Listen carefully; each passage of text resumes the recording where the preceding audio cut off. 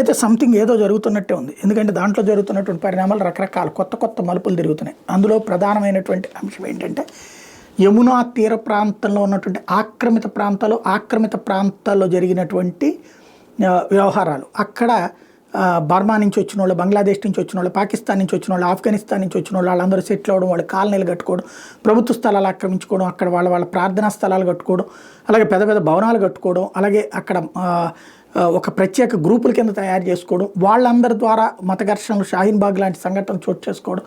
ఇప్పుడు ప్రభుత్వం మారినటువంటి నేపథ్యంలో ప్రజలు అక్కడ భద్రత కోరుకుంటున్నటువంటి నేపథ్యంలో లోకల్ వాళ్ళు, భారతీయులు అక్కడ ఉండాలి, కానటువంటి వాళ్ళకి సంబంధించి అధికారికంగా అనుమతులు ఉన్న వాళ్ళు ఉండొచ్చు కానీ లేనటువంటి వాళ్ళు ఉండకూడదు అన్నటువంటిది డ్రైవ్ చేస్తున్న నేపథ్యంలో ఎక్కడికక్కడ తిరగబడుతున్నారు, గొడవలు సృష్టించే ప్రయత్నాలు చేస్తున్నారు, దాడుల కోసం కూడా ప్రయత్నాలు చేస్తున్నారు. పోలీసుల మీద దాడులకి, ఈవెన్ జర్నలిస్టులు అక్కడికి వెళ్ళినటువంటి సమయంలో కవర్ చేయడానికి వెళ్తున్నటువంటి వాళ్ళ మీద దాడులకు పాల్పడుతున్నారు.